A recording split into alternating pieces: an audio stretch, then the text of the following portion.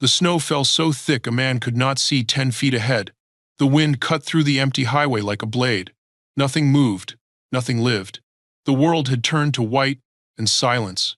Then, through the wall of falling ice, a shape appeared.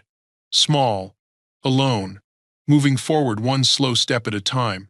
A boy, maybe 10 years old. His coat was thin. His boots were soaked through. Behind him, he pulled a wooden sledge with a rope wrapped tight around his hands. On that sledge sat 2 bundles, 2 tiny shapes wrapped in blankets. Babies. Twins. Their faces were hidden beneath layers of cloth, but their stillness told a story no child should have to carry. The boy's breath came out in sharp white clouds. His cheeks had gone from red to something darker. His legs shook with every step. The rope had cut into his palms, but he did not let go. He could not let go. He stumbled. His knee hit the frozen ground hard. The impact sent a shock through his whole body. He tried to stand. His muscles refused. He knelt there in the snow, chest heaving, eyes locked on the 2 bundles behind him. The babies had not cried in a long time. They had not moved. The boy stared at them with something worse than fear in his eyes. He stared at them like a child who understood exactly what would happen if he did not get up. He tried again. His arms pushed against the snow. His body trembled. He fell back down. The wind screamed louder. And then a sound, low and deep, a rumble that did not belong to the storm. It grew closer, steady, unmistakable. A motorcycle engine. 2 headlights appeared through the white, pale circles of light cutting through the chaos. The machine moved slowly, carefully, like something hunting its way through the dark. The bike stopped. The engine idled. A man sat on the seat, leather jacket zipped to his throat, patches on his vest, gray hair whipping wild in the wind. He did not move at first. He just looked. A boy on his knees in the middle of a frozen highway. 2 babies on a sledge behind him. No car. No adult. No help in sight. The biker's face changed. His jaw tightened. His eyes moved from the boy to the sledge to the empty road behind them. He scanned the tree line. He checked the distance. He thought, children do not walk through blizzards alone. Someone brought them here. Someone left them. Or someone was still out there, watching. The engine went silent. The biker swung his leg over the seat and stepped down into the snow. His boots sank deep. He walked forward, slow and steady, his eyes never leaving the boy. The child looked up. His face held no hope. His lips were cracked. His body had stopped shaking, a bad sign. He looked at the biker the way a child looks at the last door in a burning house. Not with trust. Not with belief. Just with the question that every abandoned child learns to ask. Will you help me? Or will you leave like the others? The biker knelt in front of him. The snow swirled around them both. For a moment, neither spoke. The only sound was the wind and the faint creak of the sledge rope still wrapped around the boy's frozen hands. The biker opened his mouth to speak, but the boy spoke first. His voice came out broken, barely a whisper. Just 5 words that cut through the storm louder than any engine ever could. He said he's coming back. The biker's whole body went still. His eyes moved past the boy, out into the white emptiness behind them. His hand drifted down to his side. His fingers curled into a fist. Somewhere out there, in the frozen dark, someone was watching. And now, the biker was watching too. The farmhouse sat at the edge of a town that time had forgotten. Paint peeled from the wooden siding. The porch steps creaked under the smallest weight. Fields stretched out behind it, brown and empty, waiting for a winter that had already begun to creep across the land. Inside that house lived a boy named Caleb, 10 years old, thin arms, quiet eyes that noticed everything and said nothing. He moved through his days like a shadow, helping where he could, staying out of the way when he had to. His mother's name was Renee. She worked 2 jobs to keep the lights on. Mornings, she cleaned houses on the other side of town. Nights, she served food at a diner off the highway. She came home smelling like bleach and grease, her hands rough, her shoulders bent. But every night, no matter how tired she was, she checked on her children before she slept. Caleb watched her do it. He watched her stand in the doorway of the room he shared with his baby brothers, her hand on the frame, her eyes soft in the dark. She loved them. He knew that. She would die for them. He knew that too. The twins were named Eli and Noah, 8 months old, too small to walk, too small to talk. They lay in their crib together, Two tiny bodies curled close, their fingers sometimes reaching for each other in their sleep. Caleb loved them in a way he could not explain. They were his responsibility, even though no one had asked him to take it. 2 months ago, everything changed. That was when Garrett arrived. Garrett was Renee's younger brother. He showed up one night with a duffel bag and a story about losing his job. He said he needed a place to stay, just for a little while, just until he got back on his feet. Renee let him in because that is what family does. But Caleb saw something his mother did not. He saw the way Garrett's eyes moved around the house, counting things. He saw the way his uncle watched Renee when she came home exhausted, too tired to notice anything wrong. He saw the empty bottles hidden behind the couch. He heard the late-night phone calls taken outside, far from the windows. Garrett did not help with the bills. He did not look for work. He sat, he drank, he waited. Caleb did not trust him. He could not explain why. He just knew. Something in his uncle's smile never reached his eyes. Something in his voice always sounded like a lie dressed up in friendly words. One evening, Caleb came downstairs for a glass of water. The house was quiet. Renee was at the diner. The twins were asleep. Garrett sat in the kitchen, phone pressed to his ear, speaking low. Caleb stopped at the bottom of the stairs. He pressed his back against the wall. He listened. Garrett's voice floated through the dark. Yeah, both of them. Twins. 8 months. Healthy. A pause. I know what they're worth. You think I don't know? Another pause. Longer this time. Just have the money ready. I'll handle the rest. Caleb's chest went tight. His fingers gripped the stair rail until his knuckles turned white. He did not understand every word, but he understood enough. His uncle was talking about his brothers, about money, about some kind of deal. He ran to his mother the next morning. He told her everything. The phone call, the words, the feeling in his gut that something terrible was coming. Renee listened. Her face went still. Then she shook her head. Caleb, honey, you misunderstood, she said. Garrett is family. He would never hurt those babies. You're just not used to having him around. Give it time. She kissed his forehead. She told him to stop worrying. She left for work. That night, Caleb lay awake in the dark. The twins slept in their crib across the room, their small chests rising and falling. He stared at them for hours. He made a promise. Silent. Unbreakable. If anything happened, he would protect them. He would not let anyone take them. Not Garrett. Not anyone. 2 days passed. The sky grew heavy with clouds. The radio warned of a coming storm. On the third night, Renee left for her shift at the diner. Caleb watched from the window as her car pulled away, headlights cutting through the early dark. He watched until the red taillights disappeared around the bend. When he turned around, Garrett was standing in the hallway, phone in his hand, eyes on the window. Garrett dialed a number. He lifted the phone to his ear. He waited. Then he spoke. 4 words. Calm. Quiet. Final. Tonight, bring the van. Caleb's blood turned to ice. His heart slammed against his ribs. Garrett ended the call and slid the phone into his pocket. He did not look at Caleb. He did not need to. He just smiled. The radio crackled from the kitchen counter.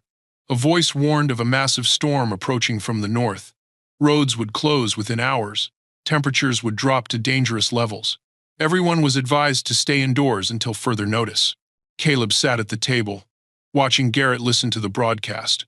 His uncle's face showed nothing. No concern. No worry. Just that same empty smile that never touched his eyes. The phone rang.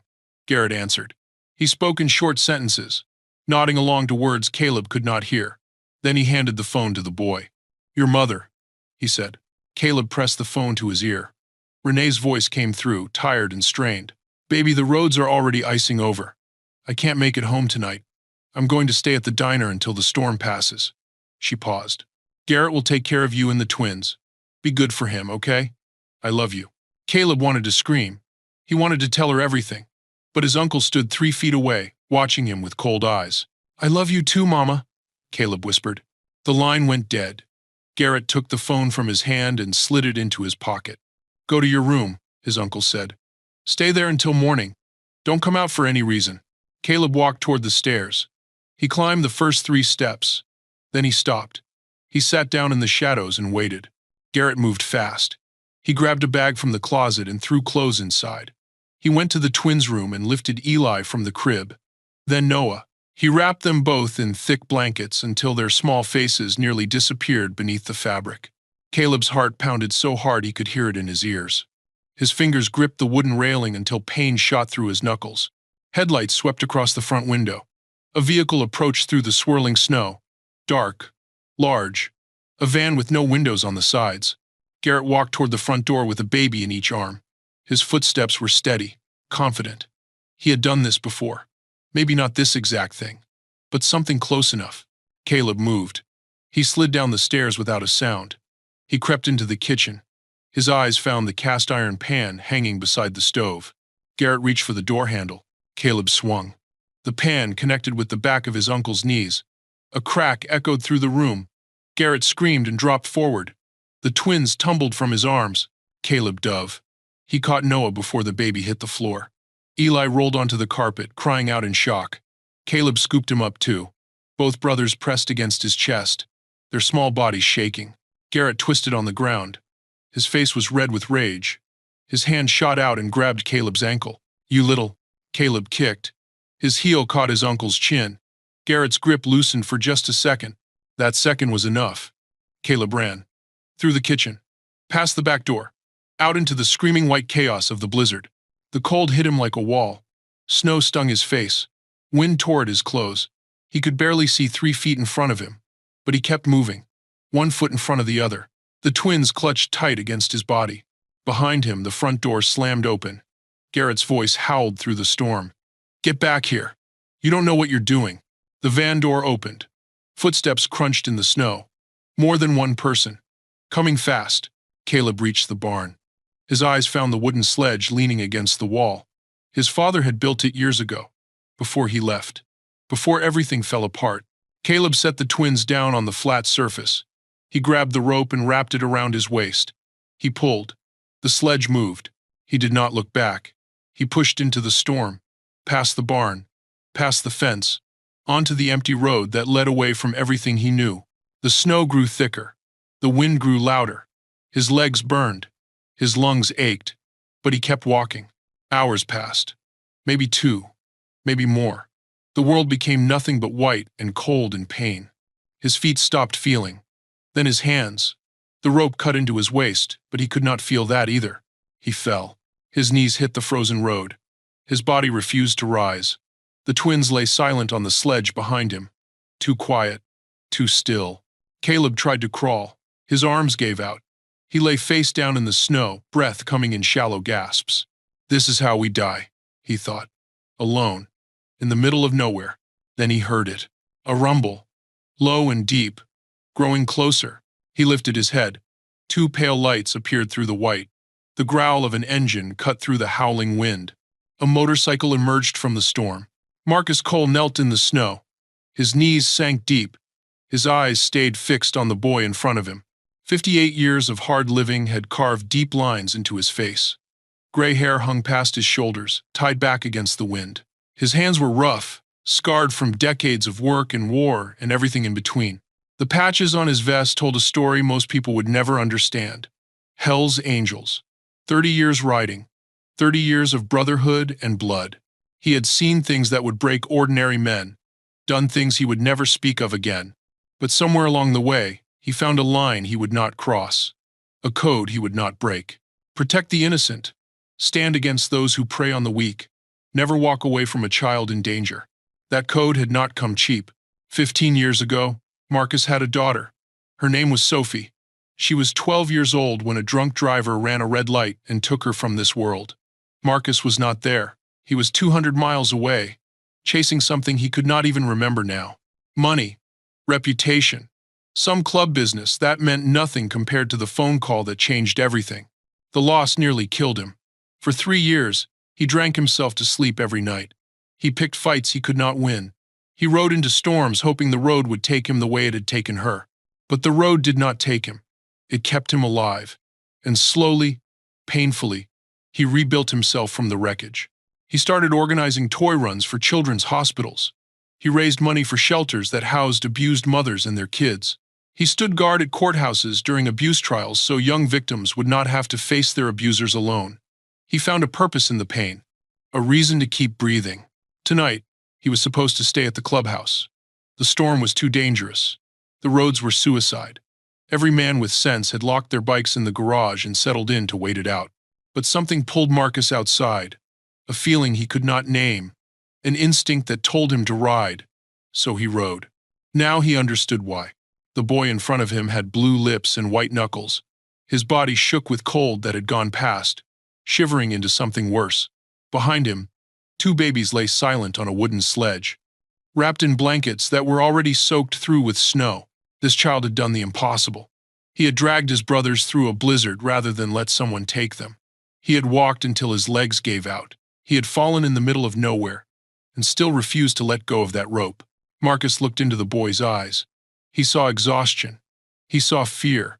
But underneath all of that, he saw something else. He saw a fighter. He said, "He's coming back." The boy whispered again. His voice cracked. His hand trembled as he pointed back the way he had come. Marcus did not ask who. He did not need to. The boy's face told him everything. Someone was hunting these children. Someone they knew. Someone who had already gotten close enough to make this boy run into a killing storm. Marcus moved without hesitation. He unzipped his leather jacket and wrapped it around the boy's shoulders. The jacket swallowed the child whole, but the shaking slowed. The blue started to fade from his lips. "What's your name, son?" Marcus asked. "Caleb." "The babies?" "My brothers, Eli and Noah." Marcus nodded. He rose to his feet and walked to the sledge. He knelt beside the bundles and pulled back the blankets just enough to check. Two small faces, eyes closed, breathing shallow but steady. Still alive, but not for long. Not out here. He lifted the sledge and carried it toward his motorcycle. He could not ride them all out of the storm. The bike would not hold 4 people, and the roads were too dangerous anyway. But he had other options. He pulled his phone from his pocket. The screen glowed in the white darkness. He dialed a number he knew by heart. The phone rang once, twice, then a voice answered. Low, steady, a brother's voice. "Marcus? Where the hell are you?" "Mile marker 42. The old highway. I need everyone. Now. Bring the truck. Bring blankets. Bring everything." "In this storm? Are you?" "There are children out here. 2 babies and a boy. Someone's after them. I don't have time to explain. Just move." The line went quiet. Then the voice came back. 20 minutes. Marcus ended the call. He turned back to Caleb. The boy had not moved. He stood wrapped in the oversized jacket, watching Marcus with those quiet eyes. "Help is coming," Marcus said. "We just have to hold on." Caleb did not respond. His gaze had shifted. He was staring past Marcus, out into the swirling white. His hand rose slowly. One finger pointed into the storm. "He found us," Caleb whispered. Marcus turned. His eyes followed the boy's finger into the darkness. Headlights. 2 pale circles cutting through the snow, growing larger, moving closer. The van emerged from the blizzard. The van rolled to a stop 30 feet away. Its headlights burned through the swirling snow, casting long shadows across the frozen road. Marcus stood in the center of that light. Caleb pressed close behind him. The sledge with the twins at his back. 2 doors opened. 2 men stepped out into the storm. The first was Garrett, his face twisted with rage. His hands shook at his sides, though whether from cold or fury was impossible to tell. He walked forward with the unsteady steps of a man who had already lost control and knew it. The second man moved differently. He was larger, broader. His coat hung heavy on his frame. He did not rush. He did not speak.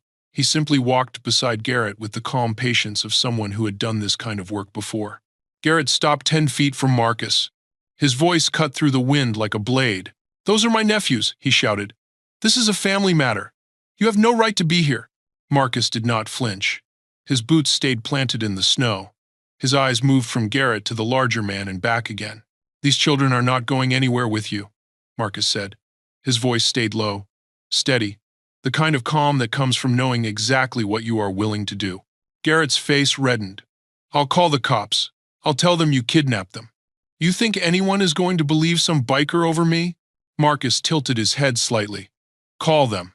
The words hung in the air. Garrett did not reach for his phone. Behind Marcus, Caleb pressed closer. The boy's hand gripped the back of the leather jacket he still wore. His eyes stayed locked on his uncle. "You don't understand what you're getting into," Garrett said. His voice dropped lower. Harder. This is business. Real business. People are waiting. People who don't like to be disappointed. The larger man took a step forward. His hand drifted toward the inside of his coat. His movement was slow, deliberate, the gesture of someone who wanted to be seen reaching. Marcus read the motion instantly. He had stood in moments like this, more times than he could count. He knew the weight of what was coming. He knew that words were running out. But he also knew something else. His brothers were 20 minutes away. Maybe less now. Every second he kept these men talking was another second closer to help arriving. So Marcus did something neither man expected. He sat down, right there in the snow, cross-legged, hands resting on his knees. He looked up at Garrett and the stranger with an expression that held no fear, no anger, just absolute stillness. "You want these children," Marcus said. "Then you'll have to go through me. And I'm not moving." Garrett stared. His mouth opened, closed, opened again. He looked at the larger man, searching for some kind of answer. The stranger's hand paused inside his coat. His eyes narrowed. He studied Marcus the way a predator studies something it does not understand. This was not how targets behaved.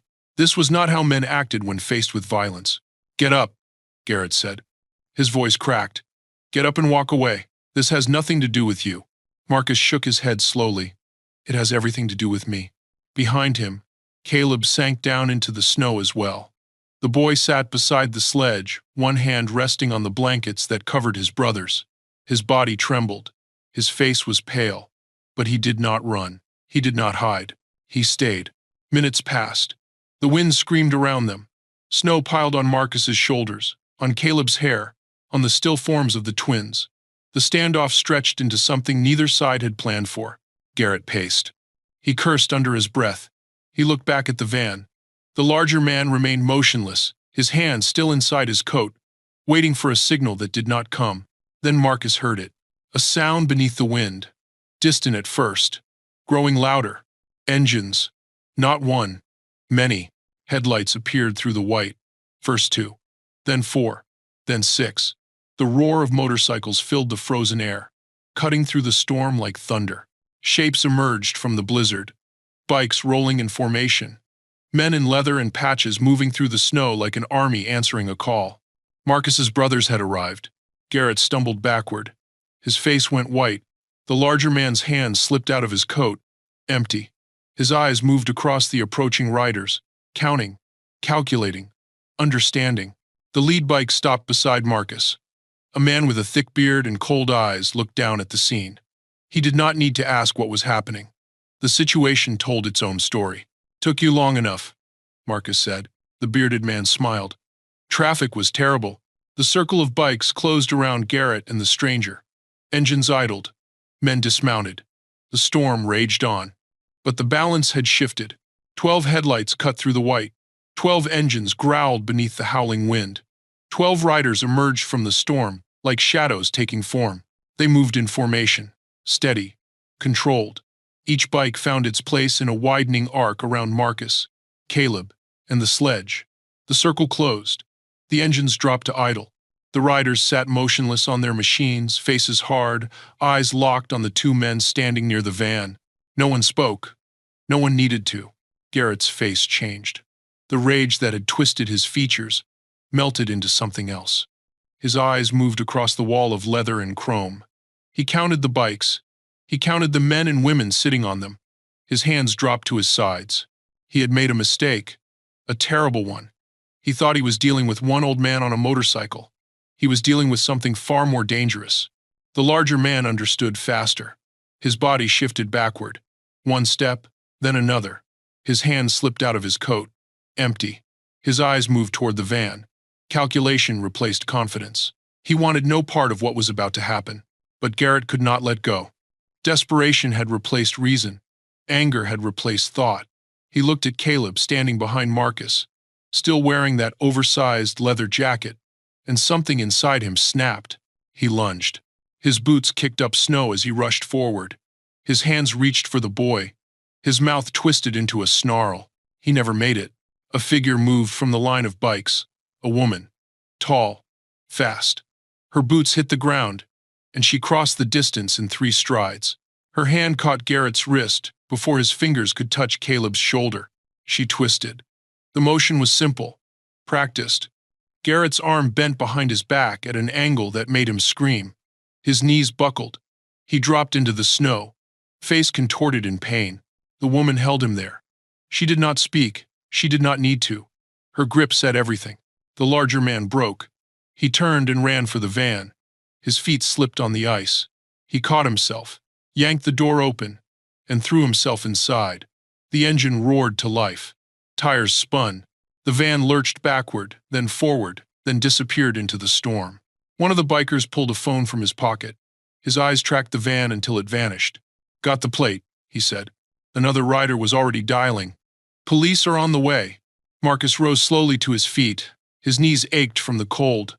His body protested every movement, but he ignored all of it. He walked to where Caleb stood. The boy had not moved. His hand still gripped the rope attached to the sledge. His body still trembled. His eyes still watched the place where his uncle knelt in the snow, held down by a stranger who had appeared from nowhere to protect him. Marcus knelt in front of Caleb. He reached out and placed his hands over the boy's frozen fingers. Gently, carefully, he loosened the rope from the child's grip. "You did it," Marcus said. His voice was soft. "They're safe now. Your brothers are safe." Caleb stared at him. His face held no expression. He looked like a child who had run so long and so hard that he had forgotten how to stop. Then something shifted. A crack appeared in the wall he had built around himself. His chin began to tremble. His eyes filled with water. His small body sagged forward. He cried. Not the sharp cries of fear. Not the desperate sobs of panic. These were different. These came from somewhere deeper. They came from relief. From exhaustion. From the weight of 3 days of terror finally breaking free. Marcus caught him. He wrapped his arms around the boy and held him there in the snow while the storm raged around them. He did not say anything. He just held on. The woman released Garrett. 2 other bikers stepped forward and pulled him to his feet. They held his arms tight. They walked him toward one of the trucks that had arrived with the group. He did not fight. The fire had gone out of him completely. One of the riders approached Marcus. A man with gray in his beard and tired eyes. He held out a phone. "Police," he said. "They have questions." Marcus looked down at Caleb. The boy had stopped crying. He stood with his hands at his sides, staring at the sledge where his brothers lay. Eli had started to move beneath the blankets. A small sound escaped the bundle. A whimper. Then silence again. "They want to know who these kids are," the rider continued. "Where they came from. Why a 10-year-old was out here dragging 2 babies through a blizzard." Marcus took the phone. He pressed it to his ear. A voice on the other end began asking questions. He looked out at the circle of bikes, at the men and women who had ridden through a deadly storm because he asked them to, at the boy who had done the impossible to save his brothers. This was just the beginning. The ambulance doors swung open under flashing red and blue lights. Paramedics lifted Caleb onto a stretcher and carried him through the emergency room entrance. Behind them, 2 more medics followed with the twins, their small bodies wrapped in thermal blankets. The storm had weakened. The snow still fell, but lighter now. The wind had lost its fury. The worst had passed. Doctors moved quickly. They checked Caleb's fingers and toes, noting the white patches where frostbite had started to set in. They warmed him slowly, carefully. They ran tests. They asked questions he was too tired to answer. In the next room, Eli and Noah lay in heated cribs. Their temperatures had dropped dangerously low, but they were stable. Their small chests rose and fell in steady rhythm. They would survive. A nurse sat beside Caleb's bed. She held his hand while the doctors worked. She kept saying the same words over and over. "You're safe now. You're safe." At the police station across town, the questions had already begun. Garrett sat in an interrogation room. His face was pale. His hands shook on the metal table. The rage that had driven him through the storm had collapsed into something smaller, something broken. The detective across from him did not raise his voice. He did not need to. He simply laid out the facts, the phone records, the text messages, the conversations about babies and money and meetings. Garrett lasted 20 minutes before he broke. He told them everything. The network, the contacts, the man in the van.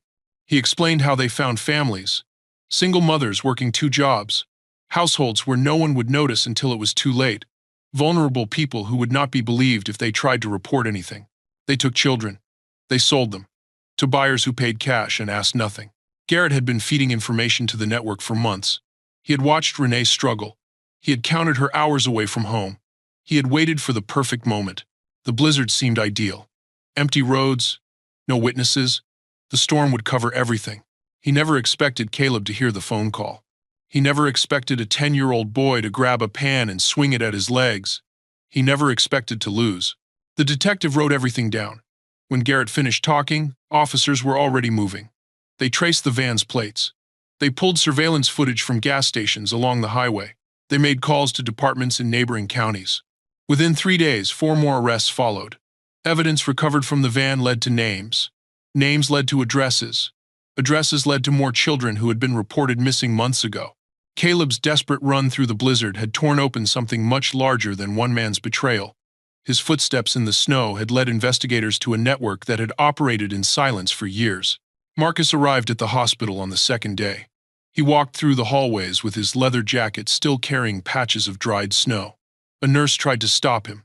He showed her a card. She stepped aside. Caleb was awake when Marcus entered the room. The boy sat propped against pillows, his bandaged hands resting on the blanket. His eyes followed Marcus as the biker pulled a chair close to the bed. Neither spoke for a long moment. Then Caleb asked the question that had been circling in his mind since he woke up. "Will they come back?" Marcus leaned forward. He rested his elbows on his knees. He looked at the boy with eyes that had seen too much to offer easy comfort. "Some of them will go to prison," he said. "Some might get away. That's the truth." Caleb's face tightened. His bandaged fingers curled against the blanket. "But I'll tell you something else," Marcus continued. "There are people in this world who will always fight for kids like you. People who don't look away. People who show up when it matters." He reached out and placed his hand over Caleb's. "You're not alone. You never were." Caleb stared at him. His eyes held something new. Not trust, exactly, but the beginning of it. The door burst open. A woman rushed into the room. Her coat was still covered in snow. Her face was red from crying. Her eyes found Caleb, and the world stopped. Renee crossed the room in 3 steps. She gathered her son into her arms and held him like she would never let go. Her body shook with sobs. Her voice broke around words that made no sense. Just sounds of relief and love and pain all mixed together. Caleb held her back. His bandaged hands pressed against her shoulders. He did not cry. He had no tears left. He just held on. Renee pulled back. She looked at her son's face. Then her eyes moved to the corner of the room. A gray-haired man stood there. Leather jacket, patches on his vest, quiet eyes watching the reunion. She had never seen him before. But somehow, she knew. Renee dropped to her knees beside the hospital bed. Her arms wrapped around Caleb so tight the boy could barely draw breath. Her body shook with sobs that came from somewhere deep, somewhere that had been holding itself together for days. "I'm sorry," she whispered. The words came out broken, cracked. "I'm so sorry. I should have listened. I should have believed you." Caleb did not answer. He pressed his face into her shoulder and closed his eyes. He had no anger left. No blame. He had spent everything he had walking through that storm. All he wanted now was to feel his mother's arms around him. All he wanted was to know it was over. Renee pulled back just enough to look at his face. Her hands cupped his cheeks. Her thumbs wiped away tears he did not realize he was crying. "You saved them," she said. Her voice caught. "You saved your brothers. My baby saved his brothers." Caleb's chin trembled. He did not feel like a hero. He felt like a boy who had been more afraid than he had ever been in his life. In the corner of the room, Marcus stood with his back against the wall. His arms hung at his sides. He watched the reunion with an expression that held something close to pain. He did not belong here. He knew that. He was a stranger, a biker in leather and patches, the kind of man people cross the street to avoid. This moment belonged to a mother and her son. It did not include him. He took a step toward the door. Renee's head turned. Her eyes found him before he could slip away. She rose slowly from her knees. Her face was swollen from crying. Her clothes were wrinkled from hours in a car, driving through roads that had barely cleared. She walked toward him. Each step was deliberate, certain. Marcus did not move. He did not know what to expect. Gratitude, maybe. Questions. Suspicion about who he was and why he had been there. She stopped in front of him. Her eyes moved across his face. The gray hair, the weathered lines, the patches on his vest that told a story she could not read. Then she wrapped her arms around him. She did not speak. She did not say thank you. She just held on. Her fingers gripped the leather of his jacket, like she was afraid he might disappear. Her body pressed against his, like he was the only solid thing in a world that had tried to destroy everything she loved. Marcus froze. His hands hung in the air beside her. He did not know how to respond. People had thanked him before. Handshakes at charity events. Cards delivered to the clubhouse. Donations made in the name of kids he had helped. But no one had ever held him like this. Like he was family. Slowly, carefully, his arms came up. He rested his hands on her back. He let her hold on as long as she needed. The room stayed quiet. Caleb watched from the bed. A nurse stood in the doorway, unwilling to interrupt. The machines beeped their steady rhythm. Finally, Renee stepped back. She wiped her face with the back of her hand. Her voice came out rough. "Who are you?" "Marcus Cole." "Why were you out there?" "In that storm?" Marcus looked at her for a long moment. He could give her the simple answer. Wrong place, right time. Lucky coincidence. The kind of thing people say when they do not want to explain the truth. But she deserved more than that. "I lost my daughter," he said. 15 years ago. Car accident. I wasn't there." Renee's face shifted. Her eyes softened. "I spent a long time after that wishing I had been," Marcus continued. "Wishing I could go back. Do something different." He paused. "I can't bring her back. But I can make sure I never look away again. Not when a child needs help. Not ever." "You felt something," Renee said. "It was not a question." Marcus nodded. "Something told me to ride that night. I don't know what it was. I just know I had to go." Renee reached out and took his hand. She held it between both of hers. Her grip was strong despite everything she had been through. "Thank you," she said, "for listening." A knock came at the door. A man in a dark suit stepped inside. His badge caught the light. Detective. His face was serious, but not unkind. "Mrs. Chen?" he said. "I have news." Renee turned. Her hand did not release Marcus's grip. "The man who drove the van," the detective continued. "We caught him this morning trying to cross the state line. He's been talking." The room went still. Caleb sat up straighter in bed. Marcus felt Renee's fingers tighten around his. "What he's told us," the detective said, his voice careful, "changes what we know about your brother, and about how close this came to being much worse." The door closed behind Renee. The hallway noise faded to silence. She sat across from the detective in a room that smelled like cleaning chemicals and stale coffee. The detective placed a folder on the table between them. He did not open it right away. His eyes stayed on her face, measuring, waiting. "The man who drove the van," he began. "His name is Victor Lane. He's been doing this work for over 10 years. Renee's hands folded together in her lap. Her knuckles went white. "He's a middleman," the detective continued. "He connects buyers to sellers. Children, Mrs. Chen. He moves children across state lines to people who pay cash and ask no questions." The room felt smaller. The air felt thinner. Renee did not blink. "We've made a deal with him. Full cooperation for a reduced sentence. In exchange, he's given us everything. Names, locations, bank records, evidence that will help us find others who do what he does." The detective paused. His hand rested on the folder. "What he told us about your brother," he said, "changes what we thought we knew." Renee's voice came out flat. "Empty. Tell me." The detective opened the folder. Inside were photographs. Documents. Phone records printed on thin paper. Garrett didn't just see an opportunity and take it. He planned this for over a year. The words hung in the air. Renee did not move. "He targeted you specifically. He knew your situation. Single mother. 2 jobs. Exhausted. Stretched too thin to notice anything wrong." The detective's voice stayed steady. "Professional. He waited until you trusted him. Until you needed him. Then he made his move." Renee stared at the photographs. Her brother's face looked back at her from a surveillance image. He stood outside a gas station, talking to a man she now knew was Victor. The timestamp showed a date 3 months before the blizzard. "The night of the storm was supposed to be the handoff," the detective said. "Victor was there to transport your twins to a buyer in another state. The deal was worth $50,000. Your brother would have received half. $25,000. That was the price Garrett had put on her babies. $25,000 for Eli. $25,000 for Noah."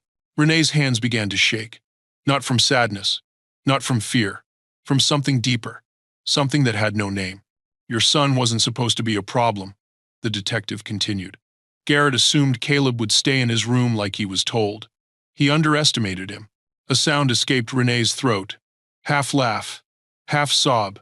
Her 10-year-old son had seen what she had missed. Her child had tried to warn her, and she had told him to stop making up stories. Mrs. Chen. The detective leaned forward slightly. What your son did that night saved his brother's lives. But it also exposed something much bigger. Because of him, we've made 7 arrests so far. We've recovered evidence that will lead to more. Children who went missing months ago now have a chance of being found. Renee pressed her palm against her mouth. Her shoulders trembled. The detective gave her a moment. Then he spoke again. I know you have questions. She lowered her hand. Her voice was barely a whisper. What happens to my brother now? Federal charges, the detective said. Human trafficking. Conspiracy. Endangering the welfare of children. He closed the folder. He'll face trial within the year. If convicted, and he will be, he's looking at 25 years minimum. More likely 40. Renee nodded slowly. Her face held no expression. She had passed through grief and arrived somewhere else entirely. He won't see them again, she said. It was not a question. No, ma'am, he won't. She stood. Her legs felt distant, like they belonged to someone else. She walked to the door and placed her hand on the handle. Mrs. Chen, the detective called. You couldn't have known. This is what these people do. They make themselves invisible until it's too late. Renee did not turn around. But my son knew. She opened the door and stepped into the hallway. Marcus stood against the opposite wall. His arms were crossed over his chest. His eyes lifted when she appeared. She walked toward him. Her steps were slow but steady. She stopped in front of him and looked up at his weathered face. I want my children to know what you did, she said. Her voice had found its strength again. I want them to grow up understanding that strangers can be heroes, that the people who look the scariest are sometimes the ones who show up when it matters. Marcus opened his mouth to respond. His phone buzzed in his pocket. He pulled it out. A message glowed on the screen. The club president. 3 words followed by an address. News crews gathering. Hospital entrance. Need to talk. Marcus looked past Renee toward the window, at the end of the hall. Through the glass, he could see the parking lot below. Vans with satellite dishes on their roofs. Cameras being assembled. Reporters checking their microphones. The world had found the story. Camera flashes lit up the hospital parking lot like lightning. News vans lined the street in both directions. Reporters pressed against the security barriers. Microphones extended. Voices calling out questions to anyone who passed. The story had broken 6 hours ago. Local news picked it up first, then cable networks. Then social media caught fire. By nightfall, the image was everywhere. A gray-haired biker in the middle of a blizzard, carrying a wooden sledge with 2 babies wrapped in blankets. The headlines shifted depending on who wrote them. Some focused on Caleb, the 10-year-old hero who walked through a deadly storm to save his brothers. Some focused on Garrett, the uncle who tried to sell his own nephews to strangers. But most of the headlines focused on Marcus. On the leather jacket, on the patches, on the Hells Angels vest that challenged everything people thought they knew about bikers. Inside the hospital, the hallways buzzed with tension. Staff members whispered to each other. Security guards stood at every entrance. Someone had leaked the room numbers. Reporters were trying to get inside. Then the motorcycles arrived. 12 bikes rolled into the parking lot in tight formation. The same riders who had answered Marcus's call in the storm. They parked in a line near the main entrance and dismounted without a word. They were not there for cameras. They were not there for interviews. They were there to build a wall. Leather and denim and metal formed a barrier between the reporters and the hospital doors. The bikers stood shoulder to shoulder, arms crossed, faces hard. No one asked them to move. No one dared. When Renee and the children were cleared for release 2 days later, the club was waiting. A truck pulled up to a side entrance. Riders flanked it on both sides. Caleb walked out first, his bandaged hands hidden in his pockets. Renee followed, carrying Noah. A female rider carried Eli. The convoy moved through the back streets, away from the cameras, away from the shouting reporters. They delivered the family to a safe location that the club had arranged. A house owned by a member's sister. Quiet, private, protected. Marcus stayed behind. He stood in the hospital lobby and watched the news coverage play on the waiting room television. His face appeared on screen, then Caleb's, then the sledge sitting in an evidence room, rope still attached. A reporter spoke into the camera. The biker community has remained largely silent about the incident, but many are asking, who are these people? And why did they risk their lives for children they had never met? The club president appeared beside Marcus, a tall man with silver in his beard and tired eyes. He watched the television for a moment, then spoke. "We need to say something." Marcus shook his head. "I don't want the attention. This isn't about you anymore." The president turned to face him. "This is about every kid who needs help and every person who's afraid to give it. This is about showing people what we actually do." Marcus said nothing. His jaw tightened. "One statement," the president said. "Short. Simple. Then we go back to our lives." The statement went out that evening. It appeared on the club's website and spread across social media within hours. "We protect those who cannot protect themselves. This is what we do. This is who we are." The response came like a flood. Donations poured into the club's charity programs. Thousands of dollars in the first day. Tens of thousands by the end of the week. Parents sent letters. Teachers sent messages. Children drew pictures of bikers with capes. Other clubs reached out from across the country. They shared their own stories.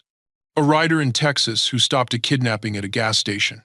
A group in Ohio who escorted abuse survivors to court so they could testify without fear. A chapter in Florida that delivered Christmas presents to foster homes every year. Marcus watched it all unfold from the edges. He did not give interviews. He did not pose for photographs. When reporters approached him, he walked away without speaking. But something shifted inside him. Not pride in himself. Pride in his brothers. Pride in the code they followed. Pride in the proof that people could be more than the world expected them to be. A week passed. The media attention began to fade. News stories took over the headlines. The world moved on. Then Marcus received a message. Renee had called the clubhouse. Caleb wanted to see him. He rode to the safe house alone. He parked his bike in the driveway and walked to the front door. Renee opened it before he could knock. "He's been asking for you all week," she said. Marcus found Caleb in the living room. The boy sat on the couch, his healing hands resting in his lap. He looked up when Marcus entered. "Can I ask you something?" Caleb's voice was quiet, serious. Marcus sat down across from him. "Go ahead." The boy's eyes held something that had been building for days. A question he needed answered. "Why did you stop? That night in the storm?" Caleb leaned forward. "You could have kept driving. No one would have known." The apartment was small. 2 bedrooms. 1 bathroom. A kitchen that barely fit a table and 4 chairs. Renee had rented it the day she left the safe house. The farmhouse was still sealed off. Yellow tape across the doors. Evidence markers scattered through the rooms where her brother had planned to sell her children. She would never go back there. Some places hold too much darkness to ever feel like home again. Marcus sat on the worn couch in the living room. His leather jacket hung over the back of a chair. His boots left wet marks on the carpet from the walk through the parking lot. He looked out of place here, among the soft furniture and family photographs. A man built for highways and danger, sitting in a space meant for quiet evenings and bedtime stories. Caleb sat across from him. The boy's hands rested in his lap, still wrapped in white bandages that would come off next week. His eyes stayed fixed on Marcus, waiting for an answer to the question he had asked. "Why did you stop?" Marcus did not rush his response. He leaned forward, elbows on his knees, hands clasped together. His eyes moved to the window, then back to Caleb. "I had a daughter once," he said. Caleb's expression shifted. His body went still. "Her name was Sophie. She was 12 years old." Marcus paused. The words came slow, like they cost him something to speak. "There was an accident. A car ran a red light. She didn't make it." The room fell silent. From the kitchen, the sound of coffee brewing filled the space between them. "I wasn't there," Marcus continued. "I was 200 miles away, doing something I can't even remember now. By the time I got the call, it was already over." Caleb did not move. His eyes stayed locked on the man in front of him. "For a long time after that, I was lost, angry. I wanted the world to hurt the way I hurt." Marcus's voice dropped lower. "I did things I'm not proud of. I rode into storms hoping they would take me the way that car took her." He looked directly at Caleb. "But they didn't. And eventually, I had to figure out why I was still here." Caleb's voice came out soft. "What did you figure out?" "That I couldn't save Sophie, but maybe I could save someone else." Marcus let the words settle. "So I started looking, paying attention, showing up when kids needed help. It didn't fix the hole inside me. Nothing will ever fix that. but it gave me a reason to keep going. The coffee maker beeped in the kitchen. Neither of them moved. The night of the storm, Marcus said. I wasn't planning to ride. It was too dangerous. Every man with sense stayed inside. He shook his head slowly. But something pulled me out. A feeling I couldn't explain. I just knew I needed to be on that road. Caleb leaned forward slightly. And then you found us. And then I found you. Marcus's eyes held something close to wonder. A boy who refused to give up. Who dragged his baby brothers through a blizzard rather than let anyone take them. Who kept walking when his body told him to stop. He reached out and placed his hand on Caleb's knee. When I saw you on your knees in that snow, I saw something I recognized. I saw the kind of courage I wished I had shown when my daughter was alive. Caleb looked down at his bandaged hands, his fingers curled against the white fabric. I was scared the whole time, he said. Every step. I thought we were going to die. Marcus smiled. The expression softened his weathered face. That's what courage is, he said. Being scared and doing it anyway. Anyone can be brave when there's nothing to lose.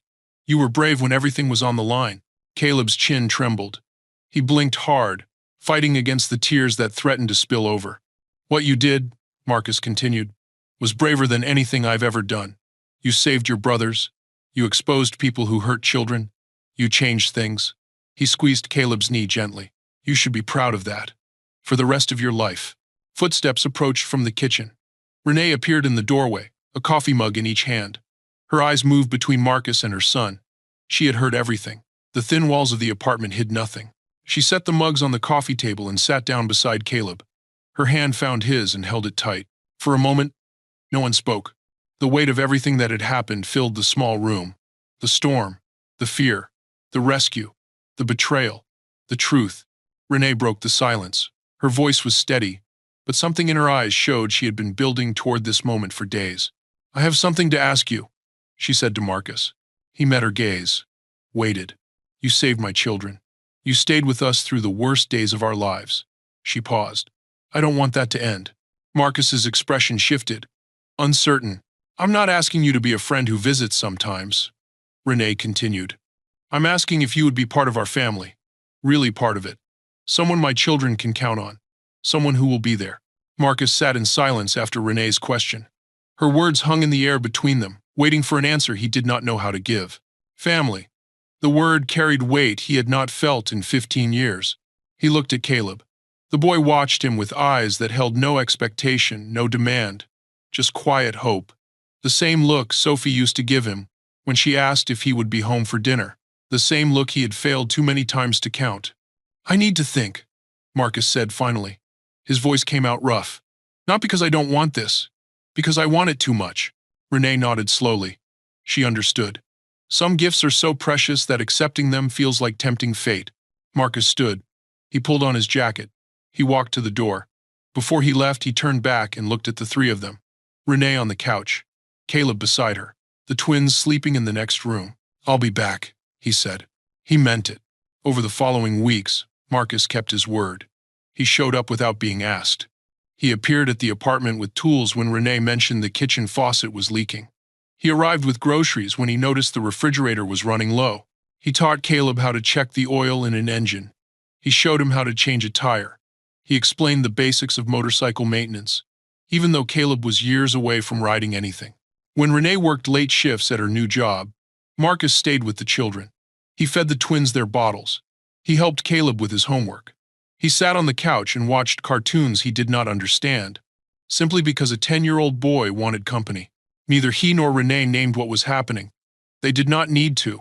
Every dinner shared, every repair completed, every evening spent in the small apartment added another thread to something that was weaving itself together without permission. Marcus became part of the family. The club noticed. His brothers saw the change in him. The edge that had defined Marcus for 15 years began to soften. The grief that had carved permanent lines into his face started to ease. They did not tease him about it. They understood what this meant. They had watched Marcus carry his loss like a stone around his neck. They had seen him pour everything he had into protecting other people's children, never allowing himself to get too close. Now, finally, he had something of his own. The club president called a meeting. The matter was brief. A vote was taken. The decision was unanimous. Marcus rode to the apartment the following Saturday, His saddlebag held a small leather jacket, sized for a child. On the back was a single patch, one word sewn in white thread against black leather. Protected. Caleb's eyes went wide when Marcus handed it to him. The boy held the jacket like it was made of gold. He traced the letters with his bandaged fingers. His mouth opened, but no words came out. "You're one of us now," Marcus said. Officially. Caleb put on the jacket. It fit perfectly. He stood in front of the mirror and stared at his reflection.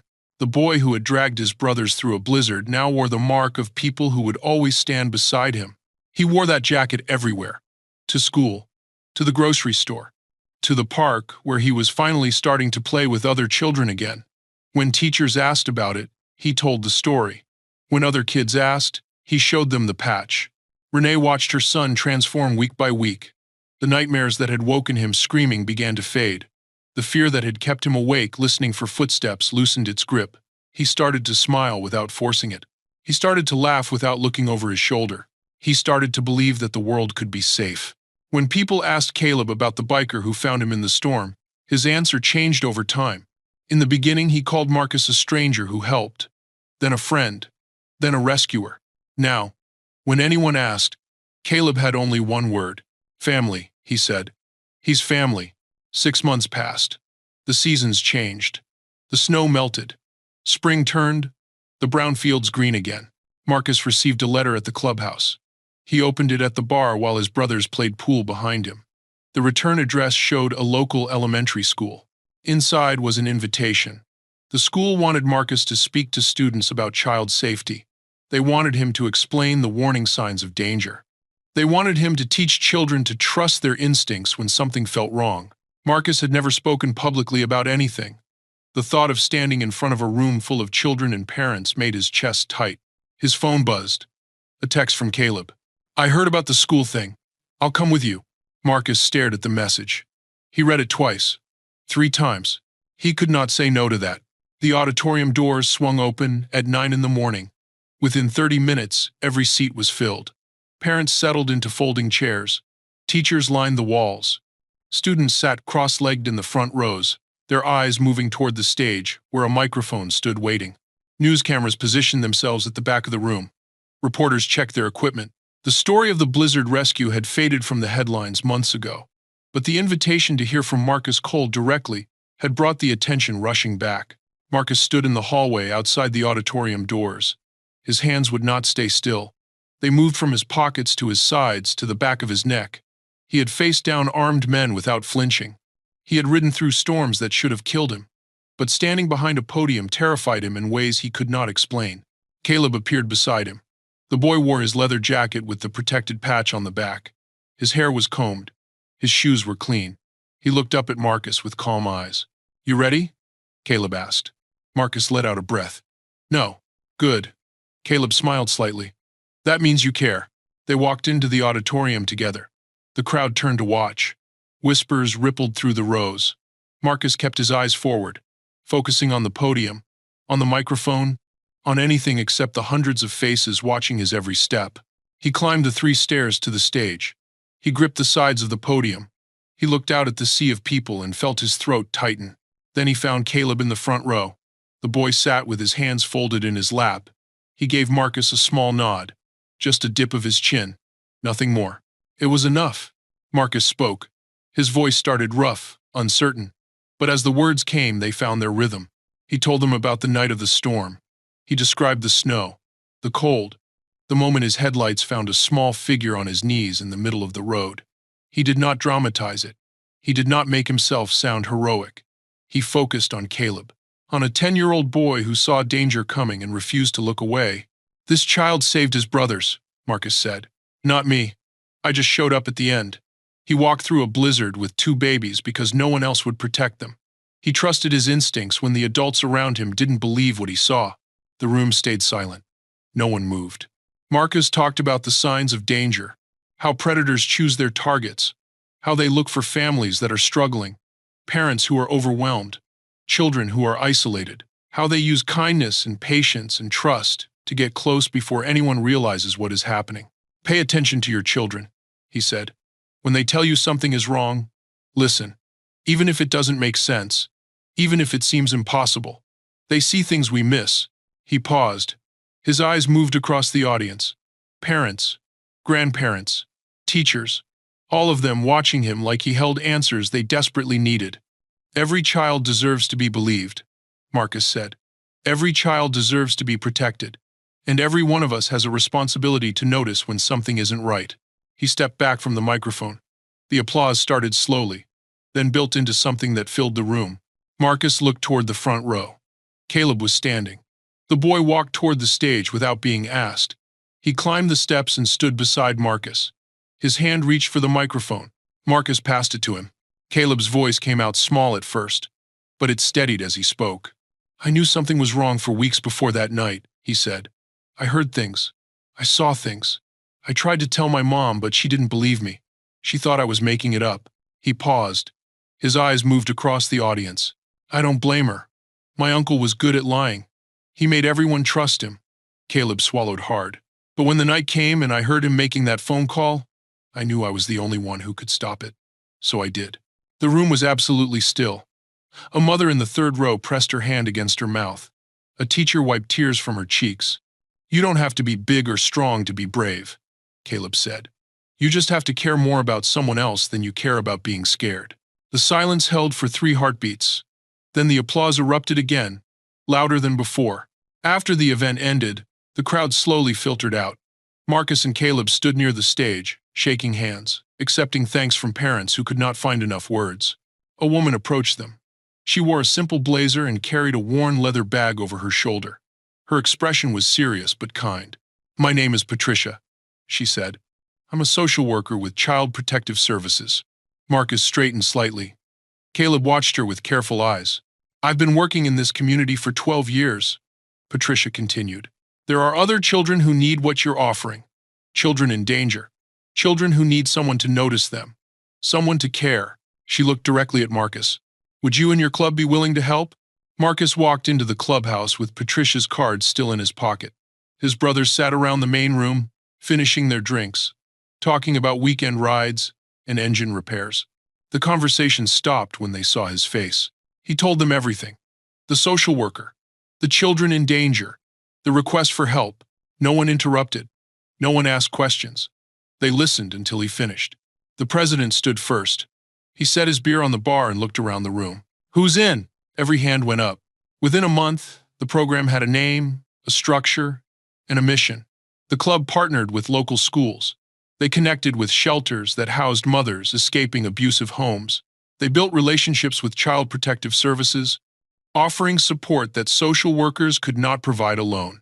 Members trained to recognize the signs of abuse, bruises that appeared too often, children who flinched when adults raised their voices, families where something felt wrong even when nothing looked wrong on the surface. They created a network, safe houses where children could go if danger found them at home, emergency phone numbers that went directly to someone who would answer, a system that filled the gaps where official services fell short. But the club did more than respond when things went wrong. They showed up before the crisis came. They attended school plays and basketball games. They stood in the back of auditoriums during parent nights.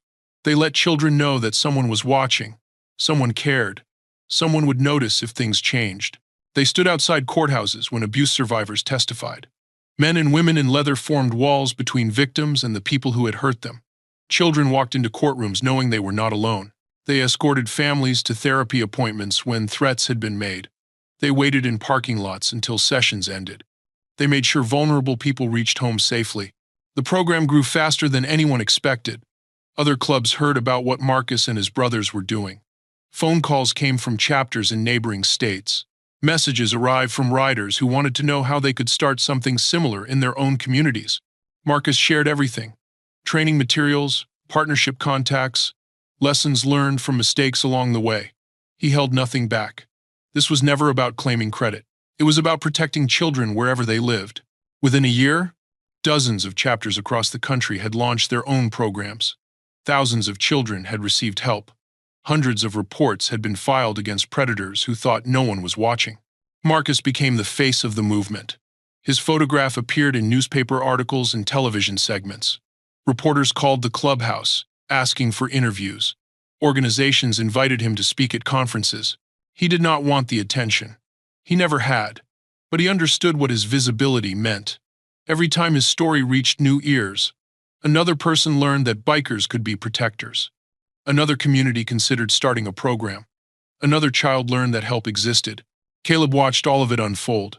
He watched Marcus transform from a quiet man carrying 15 years of grief into a leader who spoke with confidence about things that mattered. He watched the club transform from outsiders who made people cross the street into protectors who parents thanked with tears in their eyes. He watched his own community change. Neighbors who had never spoken to each other started checking in. Teachers who had dismissed warning signs started paying attention. A town that had looked the other way learned to look closer. Caleb started to understand something he had not grasped on the night of the blizzard. Change was not just about big rescues. It was not just about stopping vans and calling for backup in storms. Change was about small choices made every day. It was about paying attention when something felt wrong. It was about deciding to be the kind of person who cared, even when caring was inconvenient, even when caring was hard. On his 11th birthday, Caleb sat on the porch of the apartment and watched the sun set behind the trees. His leather jacket hung on the chair beside him. The protected patch caught the last of the light. He made a promise to himself. When he was old enough, he would join the program officially. He would become a protector. He would make sure no child ever had to drag their siblings through a blizzard alone. The anniversary of the rescue arrived 1 year after that frozen night. The club planned a ceremony at the clubhouse. They wanted to honor Caleb for his bravery. A plaque had been made. Speeches had been written. Caleb arrived with Renee and the twins. Marcus stood near the entrance, greeting guests. The room was full of club members and their families, community partners and supporters. Then the door opened one more time. A woman walked in. Young, maybe early 20s. She moved slowly, her eyes searching the room until they found Caleb. He did not recognize her. But something in the way she looked at him made his heart stop. She walked toward him. Her voice trembled when she spoke. "You don't know me," she said, "but you saved my life." The clubhouse doors stood open. Warm lights spilled out into the evening air. Motorcycles lined the parking lot in rows, chrome catching the glow from inside. A banner stretched across the main wall, white letters against black fabric.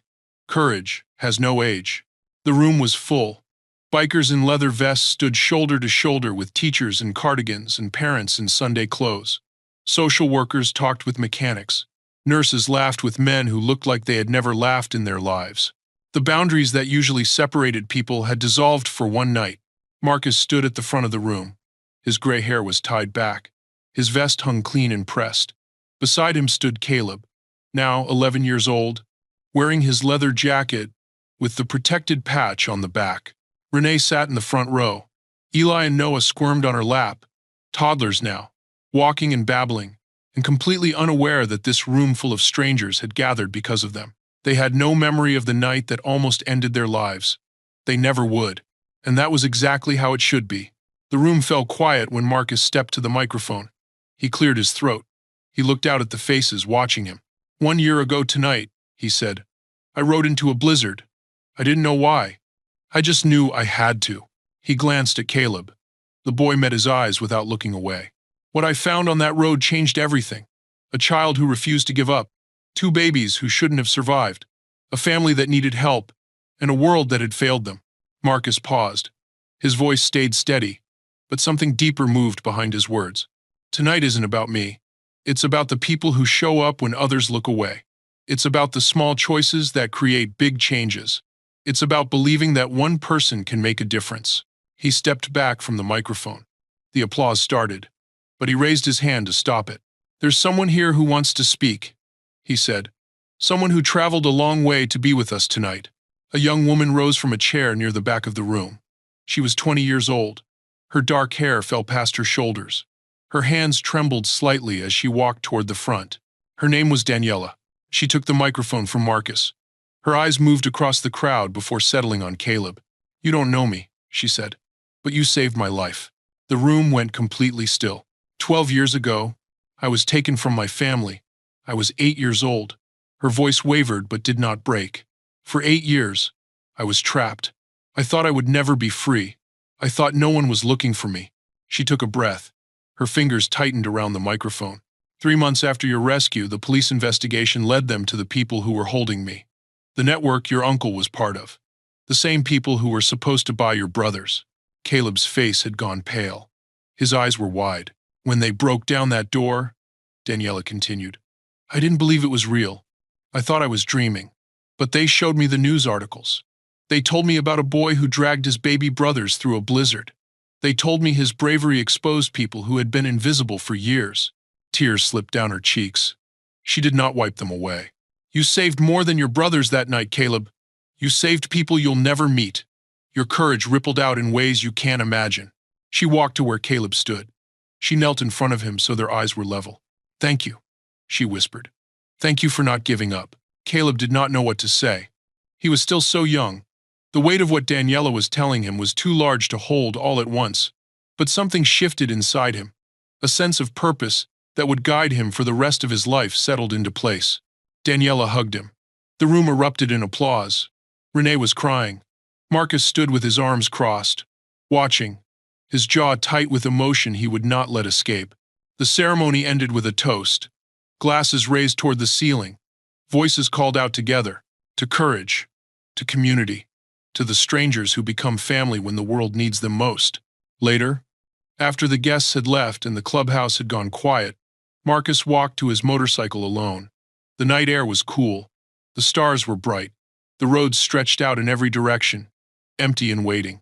He thought about his daughter, about Sophie, about the accident that took her, and the years of grief that followed. He thought about how he almost stayed inside the night of the blizzard, how he almost let the storm win. He thought about the choice he made, the choice to ride, the choice to stop, the choice to protect. And he realized something he had been too afraid to admit.